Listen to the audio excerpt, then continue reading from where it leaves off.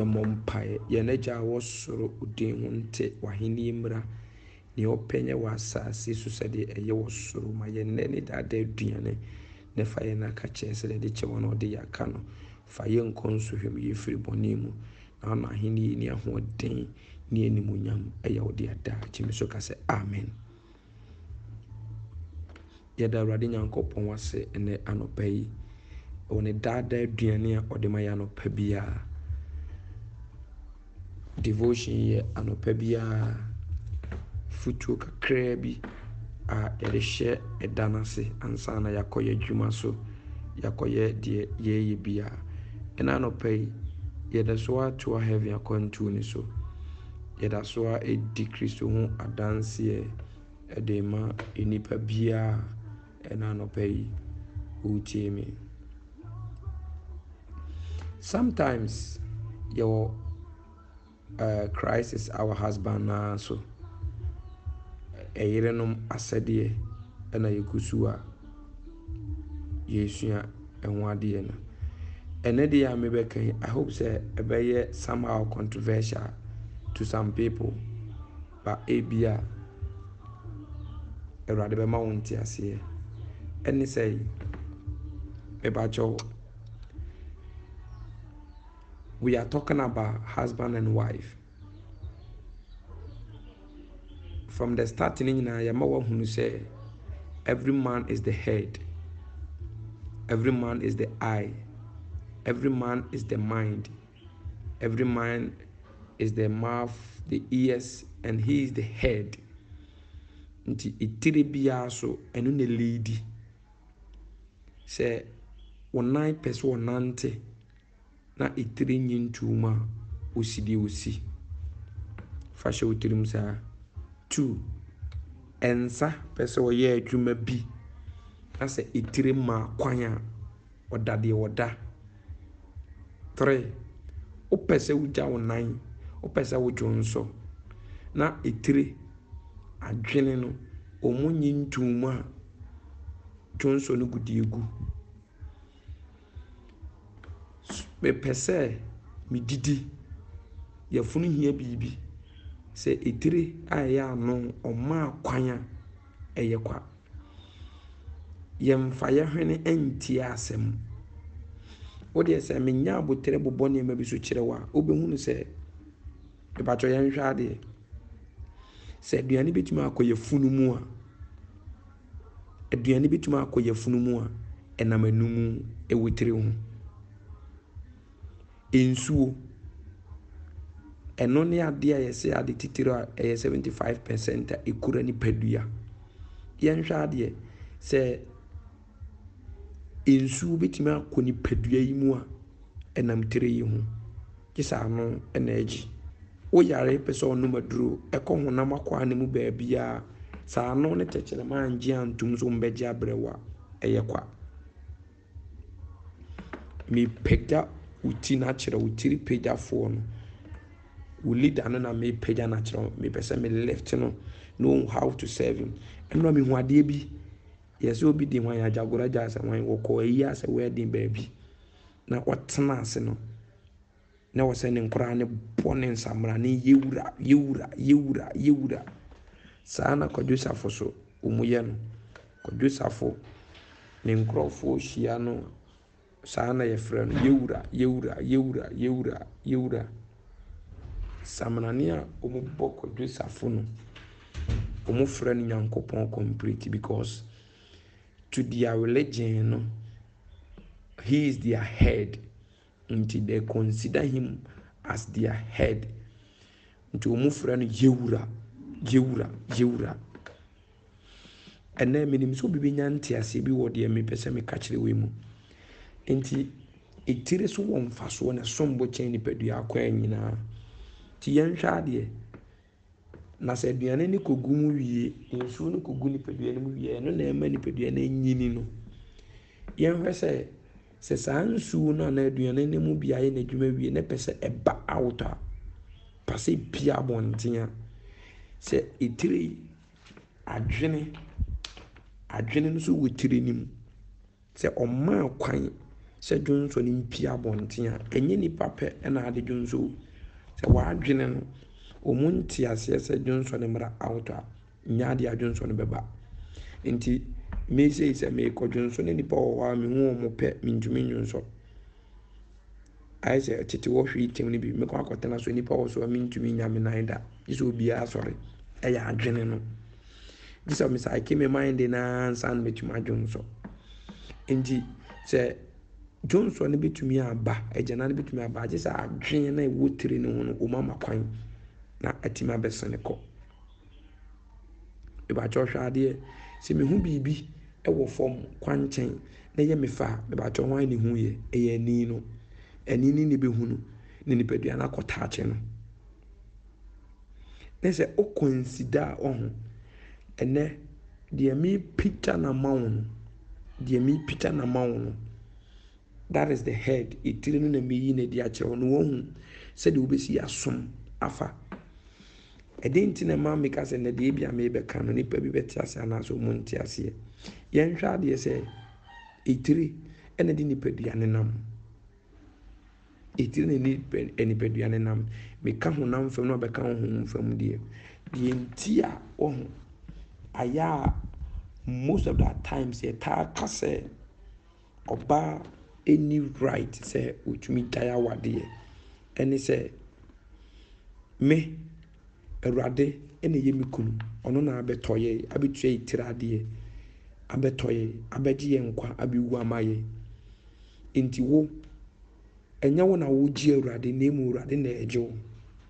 nti sɛ me a me kunu ɛne Kristo Yesu a me ne te fie no sɛ me divorce Christ a mebakyɛw ɛhe fa na meekɔ mede saa akontunzi ne ekɔ ɛfiri sɛ mentumi ngye me ho mentumi ngye me ho ɛna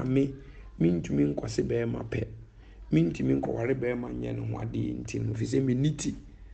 nti mentumi divorce me kunu ɔno ɛna ɛbɛgye me nkwa ɔno ɛna de me nam deɛ ɔno no bɛka sɛ ba ne ɛba tiri mu sɛ yɛkɔ nante nkasɛ mu a ani ɛni sei ɛnan wɔni sei ɛba itiri mu sɛ yɛkɔ nante gye mu a adwene no ba de ba ne tiri ne som sɛ yɛkɔ nante gye mu a ɛnan ni sei ɛnsa sɛ ɛba mu sɛ itiri no so yɛntakye gya wɔni sei o control ɛnan control nyinaa wɔ tiri ho ɛnsa control ɛwɔ tiri ho ɛtoɔ yɛfunu bibia step bia ho bɛsɛ mutu bia sɛ tiri ni ma kwan a muntimi sɛ tiri ni nya firi so pɛ yɛfrɛ wufoɔ yɛfrɛ wadeɛ yɛfrɛ sɛ there's no life in you anymore nti me ni right bia sɛ ɛnan di take decision aso take decision ɛnsa take decision afuro ana mechi ana ɛto take decision oni right ti asɛm yie ɛno nti ɛna me ne wo kan wraseɛ ho asɛm ne sɛ yɛka sɛ humbleness and as submission we are talking about say adeɛ bi control adeɛ bi nti when I say ɔno deɛ wɔte ase ɔwɔ nkwa ne tiri wɔ hɔ ba ɛnan ɛne control itiri anaasɛ itiri take decision intimi move ni nipadua mfa nkɔ is it possible nti this the place you take decision no pass judgment say who am I when me a me deɛ me nan ɛne control me ti me nsa ɛne control me ti me nan wo tumi kyɛ me ti na sɛ me ti make atam so wo move a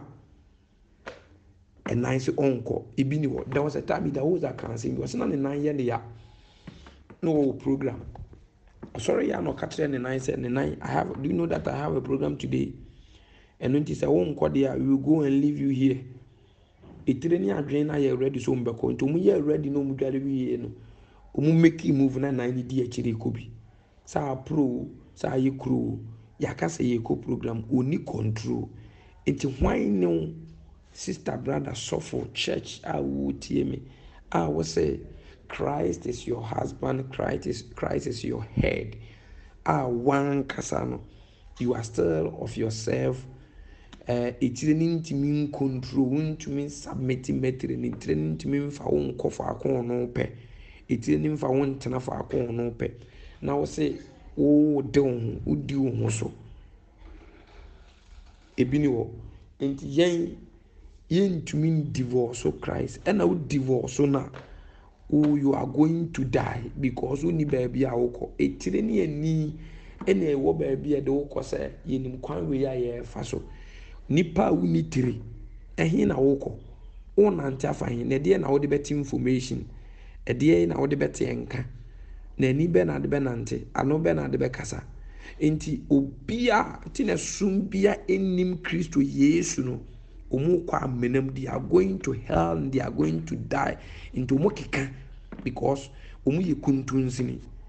they don't have leader, they don't have head. Umuniti umuni baby umoko. If you say umaji umu as a woman kwan emutin control muntu mu pempem nti obia eyam pase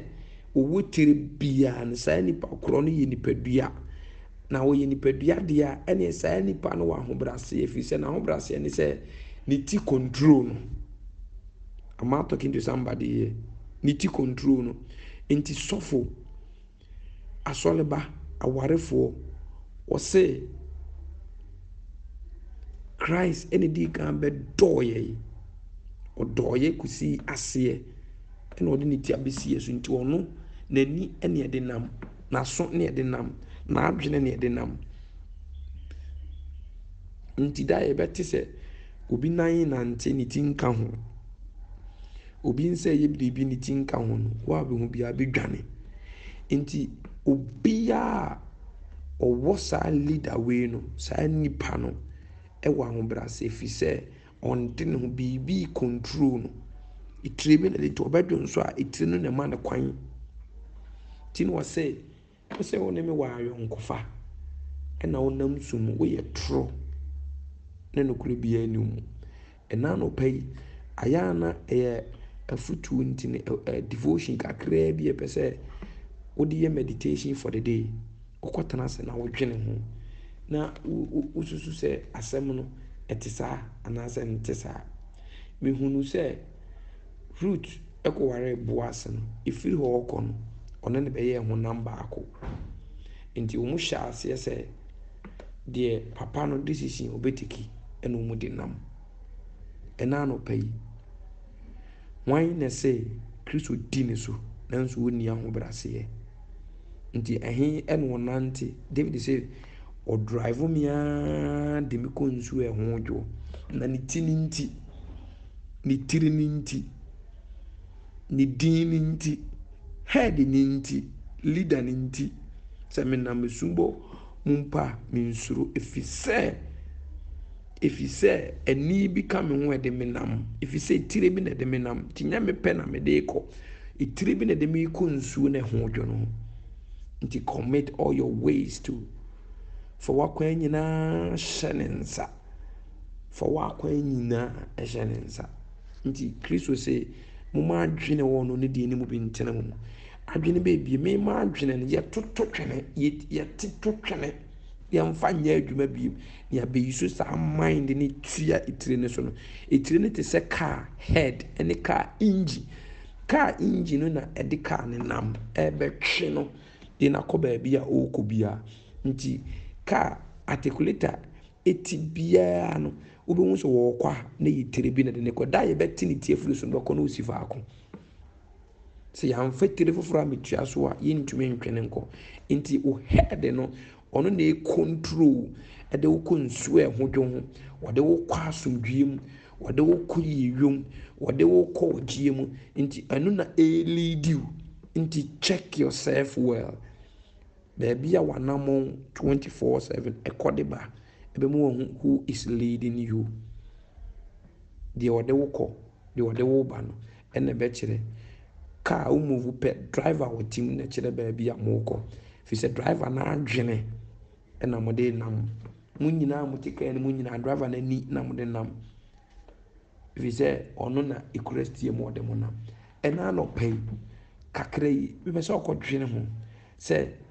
aha ne ya ho brase ne fi say ahombrase nipa ema kwan ema ye control no oma kwan ema ye tene no oma kwan ma ye correct no obre no wase gi afutuo ne nkyerɛkyerɛ na ɔde de onim sie ahombrase nipa edo na ɔsom ahombrase nipa mfa ne pɛnyɛ adwuma ɔde de odi ne so pɛ ene nante ene dai tiri be ne siw so na hwan na woware no na woware no so a nti wa makwan sɛ oni wo so ana nti na sɛ ɔbaa kunu wu a na yɛ sane na firi mbra bia nkyerɛ no ba yɛn deɛ ene dai obi eni di yɛn so obi ware yɛn nti yɛn de yɛn ho hallelujah ɛna no pɛ minim sɛ awurade ahyira wo bi wɔ adwene nti wo kɔ akɔdwene mu yi ɔbɛma insight bebree ɔbɛma hunumu bebree ɔbɛma wo ntiaseɛ bebree na wo de agyina so abɔ mpae ne wo hu stand wo hu sɛ de obesi atutu anamo ɛne sɛ de obesi anante afa ɛna no pɛ yi awurade nyi wo mfiri musu awerɛhoɔ atete ne dadwene mu kwanhyia maneɛ omi wani na wo hu Kristo na wo hu ne yie said and no ɔkyeno yɛgusu ayɛ atwɛn rapture betumi asi at any time say a happen secret a nipa nimu a wo yi na hotefoɔ a awurade nyi wo nka ho ɛwɔ Jesus Christ din amen.